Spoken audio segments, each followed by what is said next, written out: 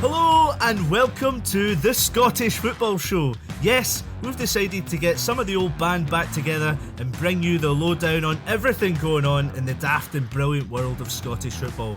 But to be totally honest, we just wanted to shout our mouths off again rather than essay level text messages. So, coming up, a brand new league season is upon us. Who's done the best business? Who needs to do business? Prepare your tinfoil hats and your pitchforks, folks. VAR is coming, and the Scottish flag will be flown by at least 3 sides until Christmas. Hopefully some more than that. I'm your host, Andrew Slaven, and joining me today as we preview the brand new season ahead. First of all, West Ham United's latest signing, Laura Brannan. Hello. There we go. That sounds strange hearing that. And alongside her, football filmmaker and editor, Findlay Marks. Hello, Finn. Hello. How you doing? Doing very well. A lot has changed in, I suppose, the year that we haven't really done this. Obviously, no longer part of the Totally family, which is fine. But what has everyone been doing? I'll start with you, Laura, considering, well, we've got one, you've moved to London, and Finn, you've moved somewhere far, far away. But Laura, you hit us first. Yeah, it's all changed, isn't it? So, yep, formerly Motherwell, now of West Ham, I have swapped the claret and amber for the claret and blue, and I have moved down to London. And yeah, preempting us, I'm going to be severely missing Scottish football. So this is a sort of passion project where I just want to keep talking about the game, really, because we all love it. And yeah, I don't want to drift away from it and get sucked into the EPL. Well, we all know your Twitter, Laura. You can't keep your mouth shut. You won't lose your voice in Scottish games, surely. You're moving back to London. You lived there before. Yeah. So I was in London before, came home to work for Motherwell, and yeah, heading back down to the big smoke again. All change. So it's a completely different season after 4 years at Motherwell. Exciting times ahead. Don't know what to expect from it. I don't think it'll be like Motherwell, but hopefully I'll still keep my knowledge in Scottish football the same. No, you achieved a lot at Motherwell though, Laura. Awards as well, so I'm sure you'll be missed. And plus you've got David Moyes to talk about the game, so you'll be exactly. All right. Exactly. It's nice here. I have a wee Scottish accent there. It's like a home from home. It's reassuring. It's nice and comforting. A wee Scottish accent. Finn, is there many wee Scottish accents in Australia? I've actually bumped into a fair few people. I was wearing an Art of Football jumper out in public somewhere the other weekend, and all of a sudden it had a reference to Scottish football on the front of it, and all of a sudden I heard a voice come up behind me and go, "I like your jumper, mate."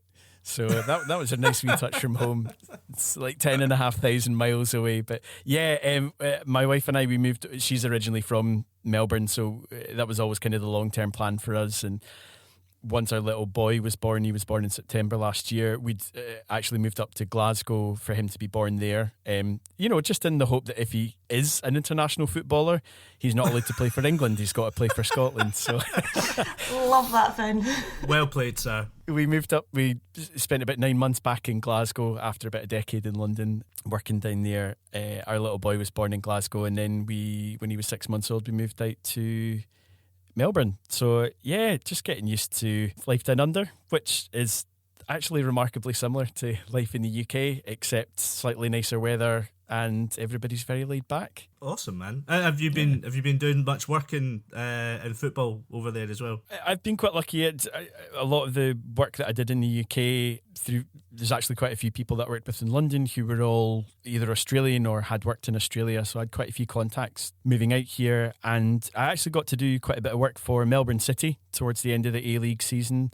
Some well-kent faces. I've seen Gary Hooper playing in the flesh over here. Oh, yeah. So that was a tremendously exciting wow moment. I know him. It's quite nice when you see a few players, and Jamie McLaren plays for Melbourne City, who was at Hibs for a little while in 2 stints in varying degrees of success. So there's 1 or 2 well-kent faces over here, and another couple I'm sure we'll be talking about very soon. Excellent. Well, let's get stuck into what we're really here for. just days away from the start of the new season. So much has happened in the summer. Obviously, Celtic will be looking to regain their title. Rangers will be trying to wrestle that away from them, and some teams like Hearts think that hopefully they can put their own title challenge in. Maybe not this season, but we'll talk about that in a bit. But Laura, talk to me about some of the biggest signings that you've seen so far. Oh, biggest signings, right? Let's have a look. So it's all been happening so far, hasn't it? And we've still got like a month left before the deadline day. I mean, let's look like some like don't want to go into too much detail into each and every player, but there's some standouts obviously across the clubs. Celtic have signed Jota permanently, Maida as well, made permanent. That I think they're two really good signings for them. That's going to make a big difference this season. Across at Rangers, John Suter making the move from Hearts. I'm quite excited to see how this move actually pans out for him. Absolutely hamstrung by injuries, obviously. He's been really unfortunate the last few years, but if he can keep fit, I think it'd be really good for him and really good for the national team as well. Going down the league, it's obviously like, St Mirren have turned into Motherwell from 2019, haven't they? It's quite actually good to watch from my personal perspective. I'm really excited to see how Mark O'Hara does at St Mirren. I think he's a really, really good signing. Again, another one that's been unfortunate with injuries over the last few months.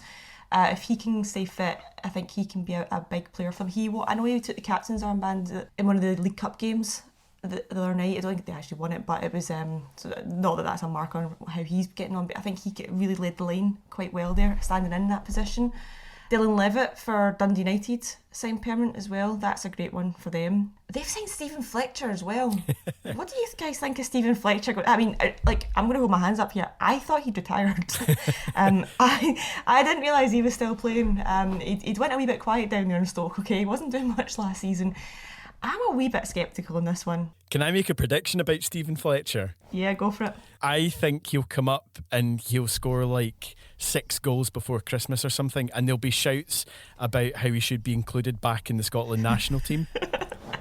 Finn, you only need to make eye contact with the goals for people to shout about getting a Scotland call up. It doesn't take much. He's talking about other strikers coming back into the national team setup potentially. Hearts have signed Lawrence Shankland. That was another one I was going to say, yeah. So he's came back from Belgium, obviously. Another one, I'm not overly convinced that this is a great signing for Hearts. I'm still in the camp of Shankland still has to kind of convince me. I think Dundee United probably was his level. I think Hearts is maybe a slight step up for him. But we'll see. Look, he's been away for a year. Let's see how he's got on. It could be a good move for him. And again, in turn, maybe good for Scotland as well.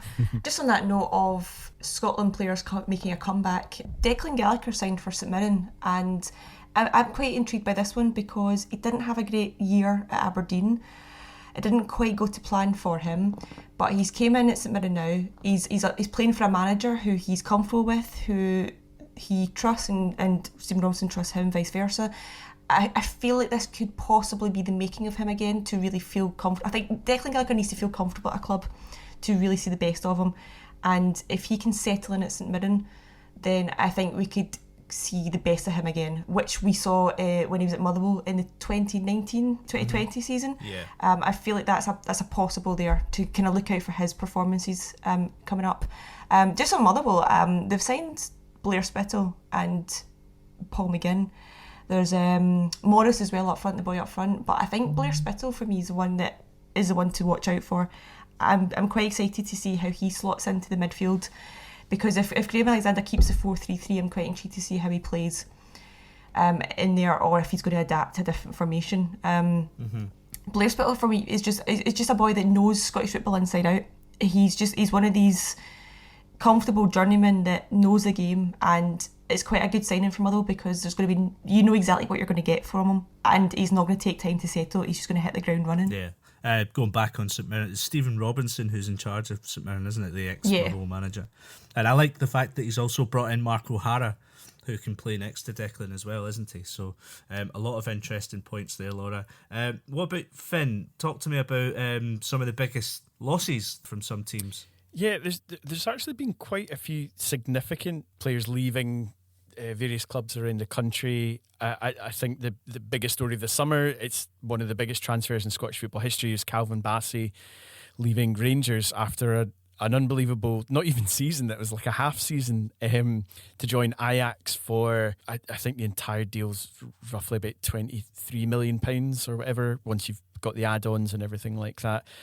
Joe Rebo as well left Rangers for Southampton for, I think it was about 6 million up front, which I thought was slightly low, but with add-ons, I think, and they're relatively achievable ones, I think, on both deals. Joe Rebo's deal goes up to about £10 million, I think. Cedric Etienne's left there as well, so that's the lion's share of about £35 million Rangers have seen come in, which is, I've heard for a long time the need for Rangers to get to a similar type of player trading model that Celtic have been hugely successful in doing for about 15 years now, almost 20 years. So that's good. But I think one of the big things, and I don't just want to talk about the Calvin Bassey transfer, but one of the big things that comes out of this, and we've actually seen this in, I would say, 3 other kind of exciting, albeit sad, departures from the Scottish game, is the level of club that young players who are playing in Scotland are heading out to. So we've seen Lewis Ferguson join Bologna this summer for about £3 million. Calvin Ramsey, who had a sensational season with Aberdeen last year, has joined Liverpool for, I think the entire deal, again with add-ons and stuff, is about £6.5 million. And Josh Doig from Hibs has joined Hellas Verona for about £3 million as well. So I find that really encouraging. And I don't think it's any one specific transfer, but I think it is the more players that leave Scotland and go, whether it's to England or hopefully abroad, and are successful, it shows Scotland to be a good ground for young players to grow in their abilities and to go out and be successful in these other clubs. So obviously we had Aaron Hickey spending the last couple of seasons at Bologna, and now he's moved to the EPL in Brentford. So I think it's really encouraging seeing players like Lewis Ferguson and Josh Doig heading off to Serie A, and I hope they're successful over there. It's a massive loss, I think, for Aberdeen to lose those 2 players. Calvin Ramsey's a sensational young talent, but Lewis Ferguson, he's still only 20. He's 22 just now, just about to turn 23. Mm-hmm. I think he'll be a big loss at Aberdeen. Any more that stand out for you, Finn? Regan Charles Cook, who was a standout at Ross County, has left to join Eupen in Belgium on a free, which is, I think, will be a big loss for them this season. There haven't been a huge amount, I would say, of significant outs at Celtic. Tom Rogic and Nair Bitton have left the club after, they've served the club magnificently over the last number of years, and another couple of players that haven't really worked out. The CS Barkas has left, Ismail Soro has left, both of them on loan, and bless him, Bolly Bolingoli has left on a free to join Mechelen in Belgium. I think the other big kind of departure for me has been Tam Courts at Dundee United. For the 3rd season running, this will be Dundee United starting a season with a new manager. Jack Ross, we have to say his full name, has come in after being sacked at Hibs in December last year, with Tam Courts leaving, I think, really excitingly to join Budapest Honved, which seemed like a bit of a left field move. I think he was linked with a club, or was allowed to talk to a club in Croatia, and turned that deal down, but ended up going to Budapest Honved. So for the same reason of young players going abroad, I think it can only be a good thing of young managers going abroad to broaden their horizons, to learn different styles of football, to learn about European coaching. So I really hope Tam Courts does well over there. Do you think it felt very much like it caught Tam Courts off guard that a team from abroad came in for him, and that it very much came across like it was an opportunity that, why would you ever turn it down? I mean, what a rise he's had, my God. I mean, he was manager of Kelty Hearts, not even in the SPFL at the time, and he got his opportunity at Dundee United to be the academy coach, and now he's abroad. I mean, good on him. What a story. I think even what you're saying, that that's a big departure for Dundee United. I think the biggest one actually is Benjamin Siegrist leaving. Yeah. I think this with him leaving, and obviously Trevor Carson as well going, so they've lost their backup keeper as well. Mm. That's just such a big blow for Dundee United. Look, I not convinced that going to Celtic was the greatest move for him because he's not going to play. There is the argument it's a long-term move for him. He could become the number one once Joe Hart's retired. He's maybe playing the long game there, but he had the chance to stay at Dundee United, be their best player, play in Europe with them. I feel like now they're really going to struggle. I know they've brought in this new keeper from Central Coast Mariners. I'm not going to embarrass myself and say his name because I don't know how to pronounce his surname. Mark Birighitti. Is that Birighitti, right? There you go. Look, if he comes in and he surprises us all, absolutely fantastic. But Siegrist was up there with one of the best keepers in the league for me. I really can't see Dundee United replacing him that easily. And I think he's going to be a big hole for them at that point. I agree with you. I think for the little that I know of the A-League, Mark Birigitti's a relatively dependable goalkeeper. I don't think he's got... I think the thing that Siegrist had was that he would have some games, and I think he was quite a good big game player in general. You know, he'd make the odd mistake as all goalkeepers do, but it was his shot stopping was unbelievably good. And I just think, you know, if there was a day where Siegrist was on one, it was really difficult to find a way past him. I think it'll be interesting. I think it's always interesting to see how a goalkeeper that is at another club outside of Rangers and Celtic, when they join one of those two clubs, how they fare, because it's completely different playing for Rangers or Celtic in that for the vast majority of the game you don't have to do too much. Usually it's a lot more about your concentration, because it might only be one save that you have to make a game, but it could be the difference between 3 points and 1 point potentially. So it'll be interesting to see. But I completely agree, Laura. I think Siegrist will be an enormous miss there. I think Birighitti will be decent. I think he's fairly capable. He's not quite at Siegrist level. He does have experience of playing in Europe. He was at Swansea, I think, for a season, and also at NEC Breda in the Netherlands, but I don't think he played a huge amount of games for either of those clubs. So he's had a good couple of the last few years at Central Coast Mariners, who I would say in terms of the A-League are kind of comparable to Dundee United. They're about a fairly comfortable mid-table club. So I think he'll be okay, but yeah, I agree, he's not Siegrist, and that'll be a big loss for United. Going back to some incomings and also the fact that it's odd that we have quite the Australian connection between Scotland, both nations, not just yourself, Finn, but another Aussie coming to our league. Ryan McGowan is back in Scottish football with St Johnstone, and I'm using this loosely to try and say thoughts for top six. Could St Johnstone really get themselves back up there? 2 seasons ago, what a campaign that was, winners of both the League Cup and the Scottish Cup.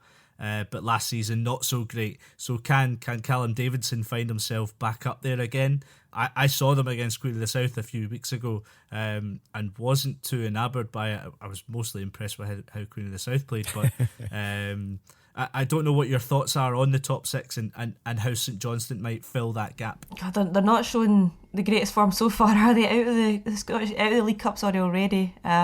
It's not great for them. They've kind of picked up where they left off last season, haven't they? Kind of struggling a wee bit. I can't see them pushing for top six. That's maybe quite flippant of me, but so far the games haven't shown anything to prove otherwise. I think, look at last year, Ross County getting into the top six. I'm not. There's always a surprise, right? Yeah, it really did. It came down to between Motherwell and Ross County basically for the European place, and it really did essentially come down to that game they played each other to decide who got the 5th spot. I can't see Ross County keeping the place in the top six. They've lost Regan Charles Cook, which will be a big loss for them this season. As we say, they scraped into it last season. Look, Motherwell as well will struggle for top six the way things are going. They've obviously, I know we'll touch on it later, but they've not had the best start. And in terms of even like turnaround with squad players, not much has changed. I dare say not much has changed in terms of tactics from Graham Alexander's side as well.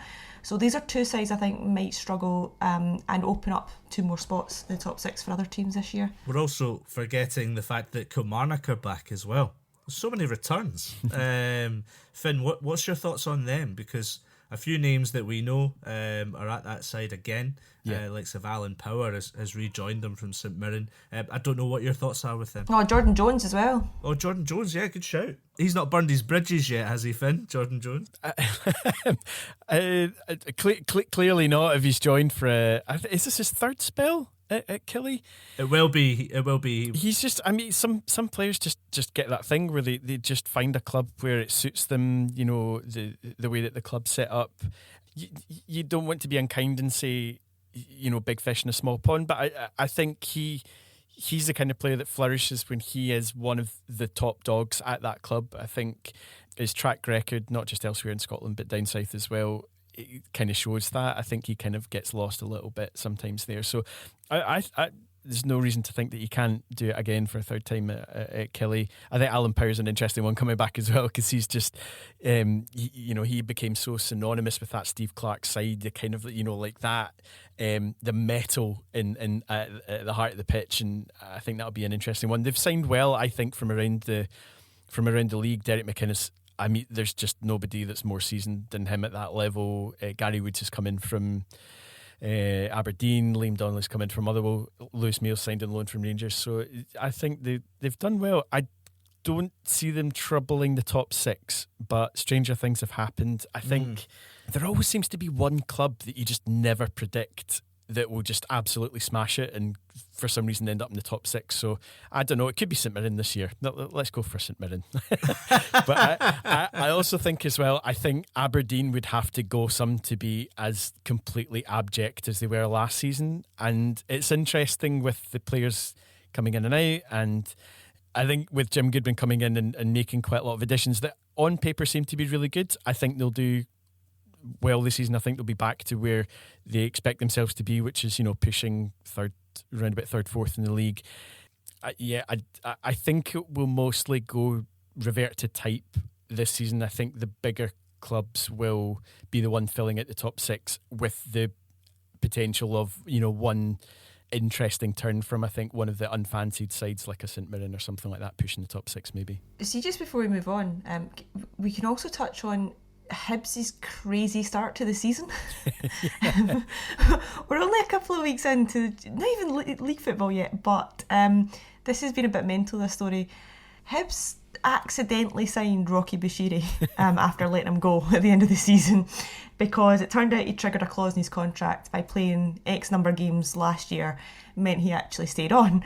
So that was a wee bit confusing for them. They weren't expecting to have him in the books this year. Then they accidentally fielded him in the League Cup game against Morton, and didn't realise he'd been booked twice already in the games before it, and they ended up forfeiting the game because it was an ineligible player, which meant not only did they lose the game 3-0, they got knocked out of the League Cup. So 3 games into the competition, they're out, and this is all kind of came down to this one player that it's by no means at all his fault in any of this.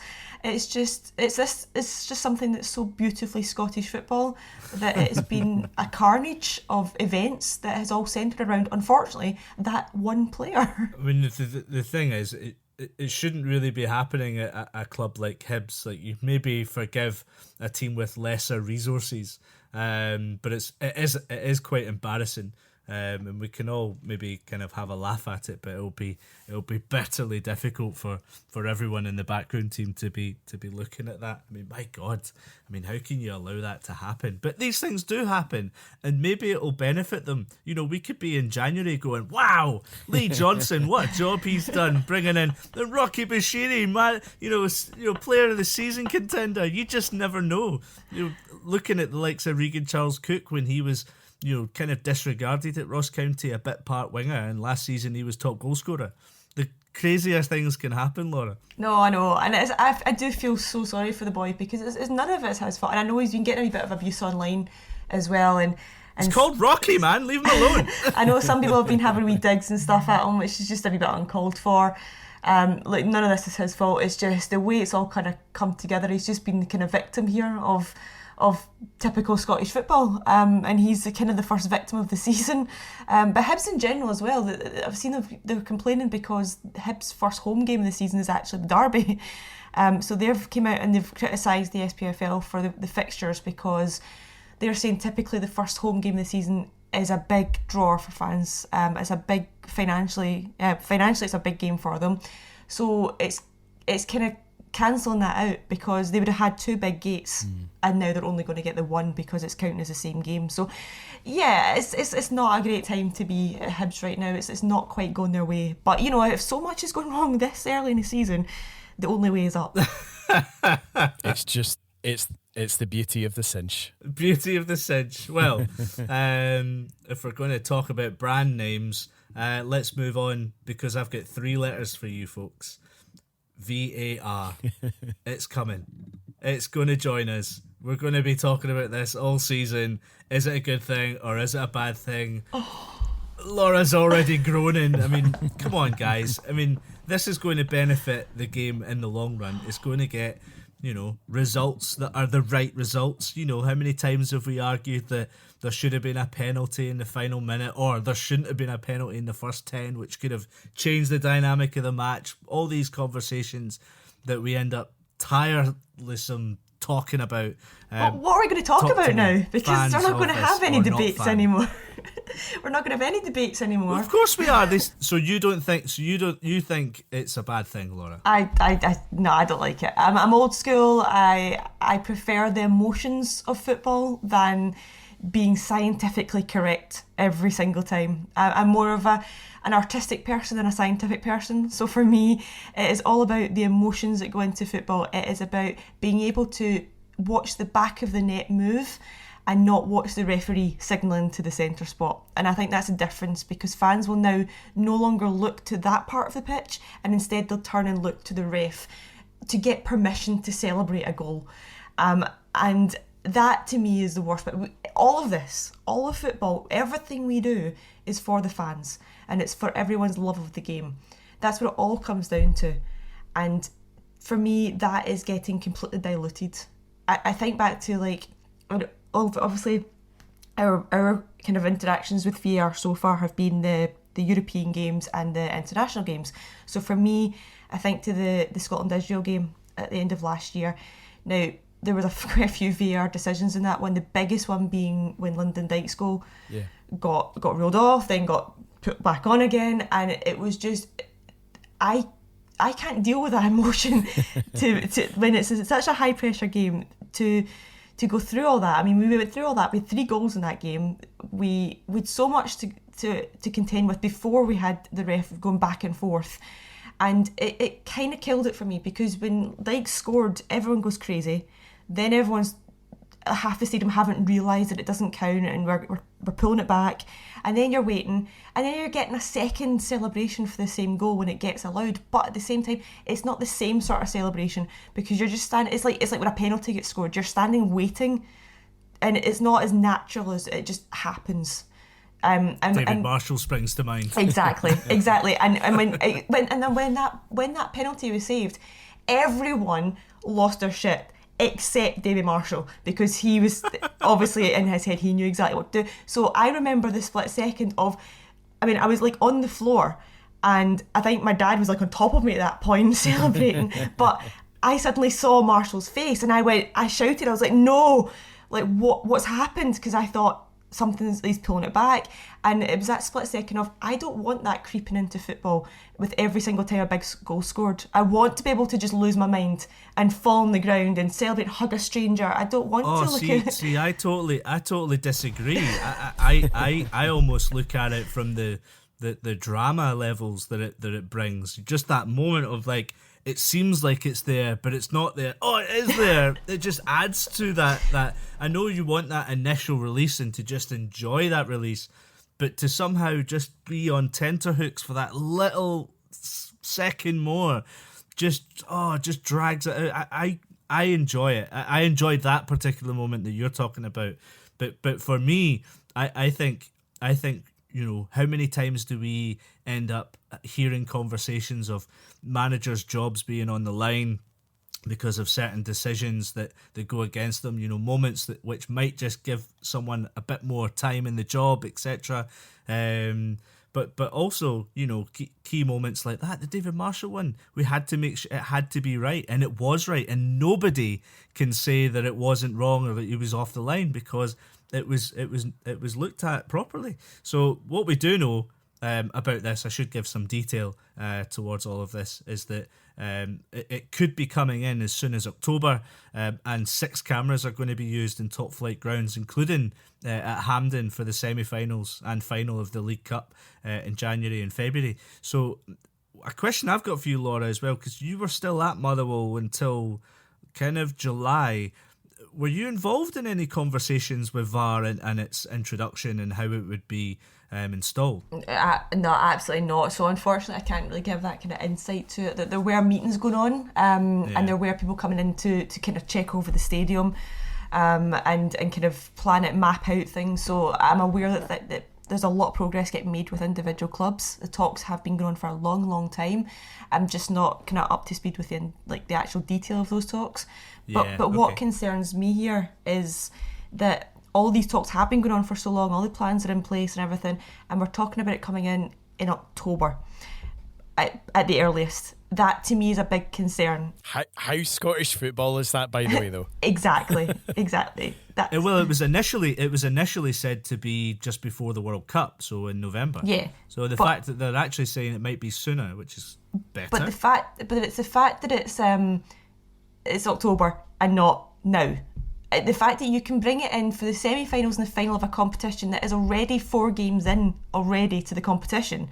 The fact that you can bring it into a season and ignore the first three months of the season, I think is just ridiculous. It should be a now for the start of the campaign, or it should be held till next year. What harm is waiting one other year to make sure that it's in and it works? Because you can't bring something halfway through a season. All you're going to get is all the paranoid fans saying, oh, this is how the table should look, and this is what my team would have if that decision went against us, because VAR gave me it in January but didn't give us it in October. It's so stupid. It's tin pot to introduce something this big halfway through a season. Well, from my understanding, that it will be in operation near the start of the season, or maybe on kickoff. Yeah, because they'll be testing it. They'll be testing it behind the scenes. So yeah.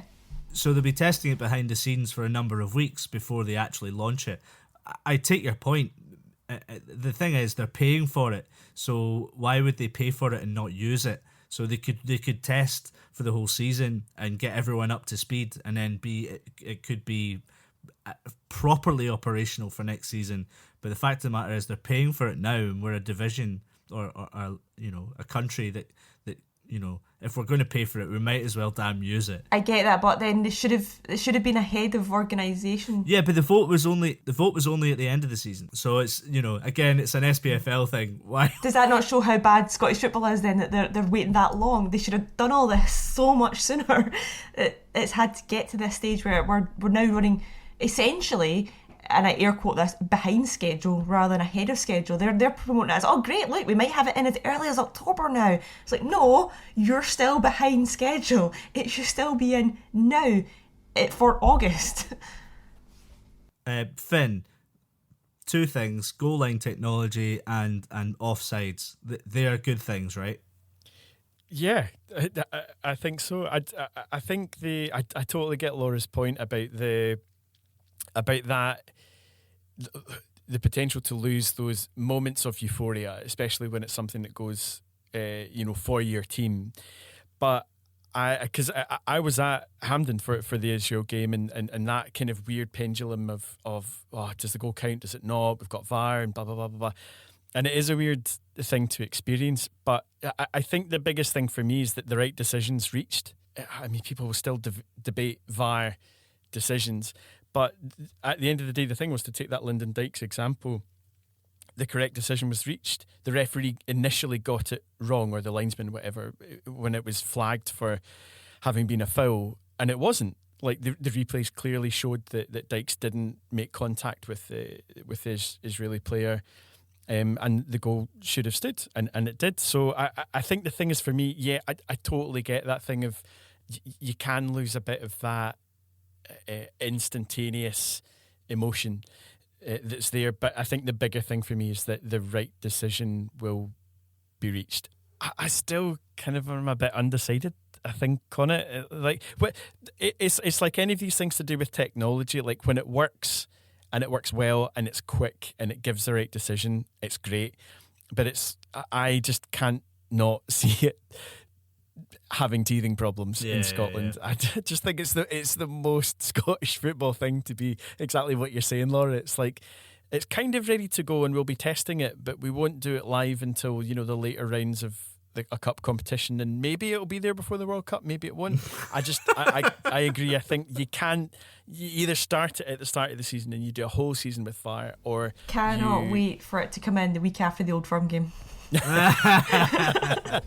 Everybody getting their tinfoil hats out. Penalty to Rangers comes to mind. Are they going to get more or less? I don't know. Who knows? But everyone's going to say Celtic are the same. But that's just the joke, right? Just tell me. I actually quite enjoy the kind of cult status that penalty to Rangers graphic has garnered amongst both Rangers fans and non-Rangers fans alike. So that's quite fun. I just think any kind of help to officials is great, and I think that's the big thing with VAR, is hopefully it'll assist them in getting more decisions right than wrong. Because I think it's almost like on a week-to-week basis, isn't it? Like, when we were doing the podcast before, it's like every time you're coming in, every time there's a contentious decision, every time there's a referee who's had an absolute shocker or a linesman that's got something wrong. I do hope it helps, but I think the biggest issue for me actually isn't bringing in VAR. I think the biggest thing for me would have been having professional referees to start with, because I think that's where the kind of the disconnect is. Like, Scottish referees are part-time. And it kind of doesn't surprise me that if you don't have professional referees, you don't get a professional result in your officiating. And I think, everybody's got their own opinion of whatever conspiracy is on either side. But I think it's beyond doubt that there are ineptitudes, and we're not just here talking about, or in favour or against Rangers or Celtic or whatever. It happens all the time. We saw it in so many games last season, just bizarre decisions where you're like, how can that not be called properly? Even in the stands you can see that was offside, or that was a foul, or that was last man, or any of these things. So I think that would be the bigger issue for me. But I think just in general, with VAR coming in, I just hope it helps them to get more decisions right more of the time. Look, last Thursday we saw the start of the European qualifiers for the Scottish contingency in Europe, and it was Motherwell that kicked us off. They had the highest home attendance in years. But while the stands looked great, the players failed to show up. They lost 1-0 to Irish side Sligo Rovers, which they've turned around and said is one of the greatest results in their history. You were there, Laura. What happened? Yeah, just Motherwell kind of looked like they'd picked up exactly where they left off last season. All in all, the game was fairly even. I think a draw would have been fair. But this team struggled to come from behind. And Graham Alexander sticks with his 4-3-3 system and doesn't adapt depending on how the game's going, and that's harming them in a sense, because they're not adapting to the situation when things go against them and making use of the players and the different positions that they can actually play in. Nothing really was clicking in that front three. Mm-hmm. And that's something that really needs to be addressed, because in all honesty, it doesn't feel like Motherwell quite replaced the Tony Watt position. The way he kind of slotted in behind Kevin Van Veen and did a lot of the kind of dirty work of him. I feel like that's not quite been replicated. And with Kane Woolery as well leaving this summer, they're also losing that kind of attacking aspect as well. So really struggling up front in that sense, and needing some sort of change there, coupled with just a sloppy mistake from Bevis Mugabe, which was really unfortunate, that gave away the goal. It's just stupid moments like that Motherwell cannot seem to kind of recover from. And it was former Hearts man, wasn't it, Aidan Keena, that got the goal, wasn't it? I mean, Sligo Rovers are already into their campaign for the league season already. I think they've already had like 20 games. So did it feel like that, like a team who'd were already ready, match fit against a side that weren't match fit? Yeah, that's just it. Sligo Rovers is not it's not a great team. It's not a team that a Scottish club should be scared of. I think if it had maybe been like later in the season, and it's the same whole story. I find we're saying it all the time for every kind of summer when we start playing these European qualifiers, our teams always struggle. And you say, look, if it was later on in the season, if it was November time, they'd be absolutely fine against them. They'd be match sharp. And it's the same circle we go around and go, why are our teams never ready for the European qualifiers in the middle of July? Motherwell have only played 2 pre-season friendlies as well. I feel like that's maybe a kind of oversight on their part to not maybe schedule as many friendlies. And that's more just for match sharpness than anything else. And if you're not playing the games in prep leading up to the qualifiers, you're not going to have the same match sharpness as a team that are halfway through their season. That's not difficult to work out. Yeah, so I mean, obviously Rangers and Dundee United are up next. We don't know yet who Dundee United are going to face, but it is looking like AZ Alkmaar. But speaking about Rangers first, Finn, Union Saint Gilloise? Union Saint-Gilloise. Gilloise? Union Saint-Gilloise, I think is how you Gilloise. pronounce it. Yeah. Gilloise. Oh man, I've offended everyone in France. Or Belgium. Yeah. What you said. I think, to be honest, I think Rangers will be relatively happy with that draw. At this stage, it's such a cliche, but there are no easy ties. Like, all the teams are pretty good.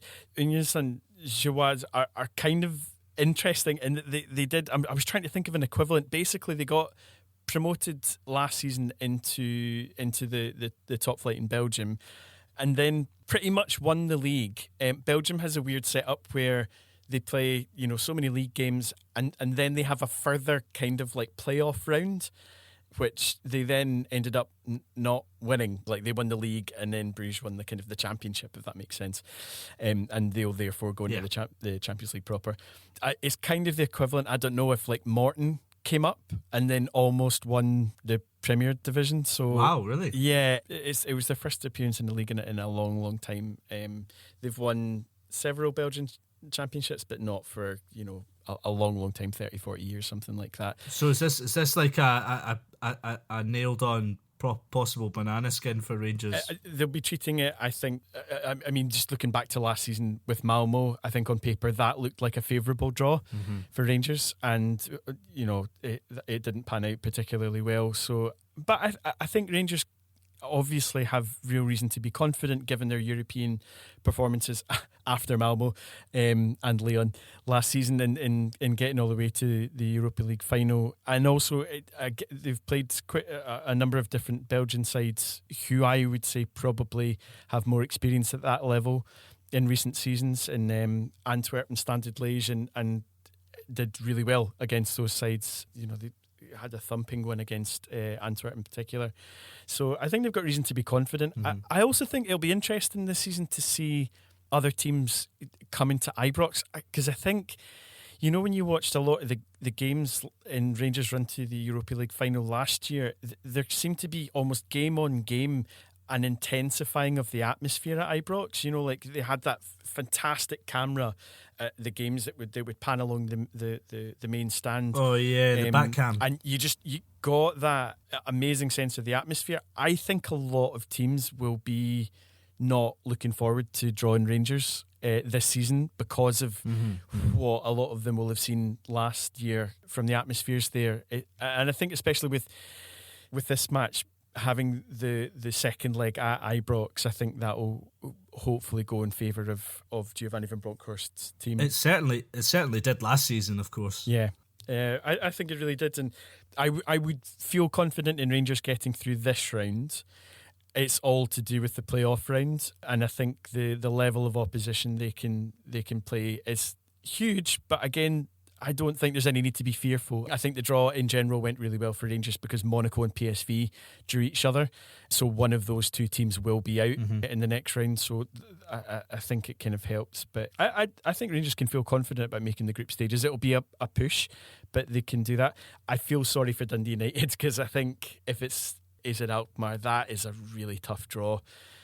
But again, even it's at the conference level, it's still an amazing calibre of team that are in there. And I'm just thankful that we've got at least, 3 sides guaranteed group stage football until Christmas. I think that'll be really good.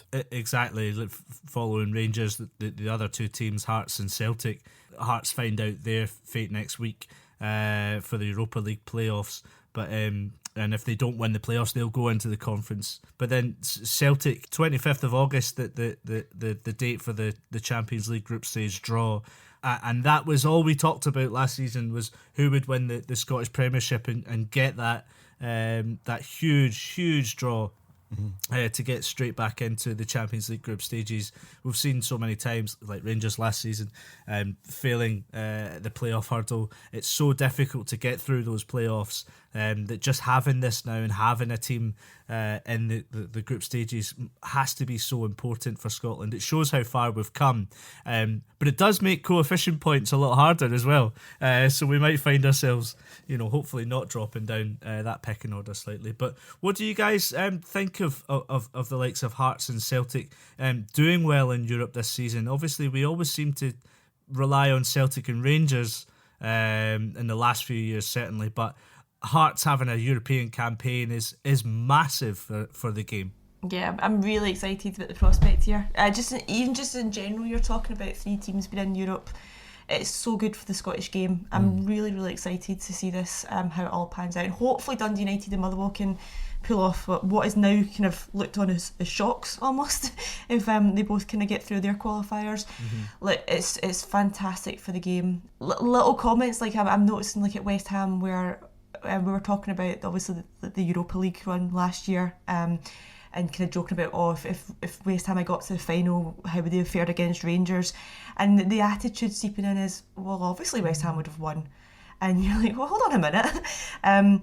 No, like Rangers have shown, obviously shown how they can hold themselves in Europe, and how well they've been doing. And it's trying to break down that attitude of, well, no, it's not a foregone conclusion. And having the more teams representing Scotland, the better. And obviously, the better they do, it's obvious that it's beneficial there. Hearts, as you're saying, being in Europe, I think this is brilliant. We all know what Tynecastle's like. For league games, it's one of, if not like the best stadium to go to in Scotland. It's definitely up there for atmosphere. I would love to experience Tynecastle on a European night. I think that would be absolutely bouncing. And when you've got an atmosphere as heated as that, then absolutely anything is possible. I remember Liverpool fans when they went to Tynecastle when a certain Raheem Sterling made his debut at 16 years old against Hearts, and friends of mine who were at that game just couldn't believe what the atmosphere was like at Tynecastle. Like it can be super special on a league game, but on a Europa League night or a conference, like just European football in general, I know it's going to be a pretty special time for Hearts fans this season ahead. But moving on now, we're going to talk about a bit of I don't know, how should we call this one, Finn? Rangers getting some apologies and a couple of issues resolved. Something that we don't always like talking about, but I think you can break it down, particularly from this branding issue, because I know you love your cinch. What's happened?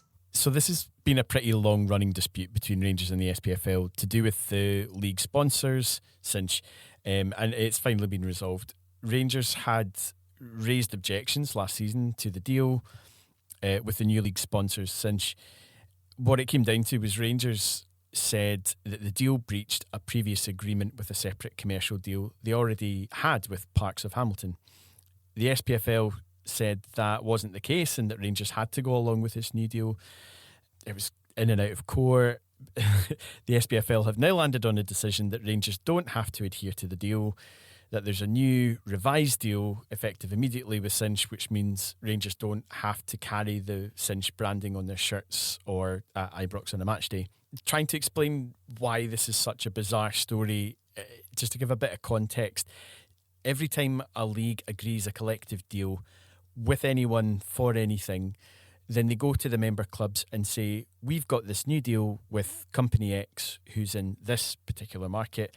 Does that interfere with any deal that you have independently? And the clubs then come back and say, well, actually, yeah, look, we've got a competitor to them that is our shirt sponsor or is a stadium sponsor or whatever it is.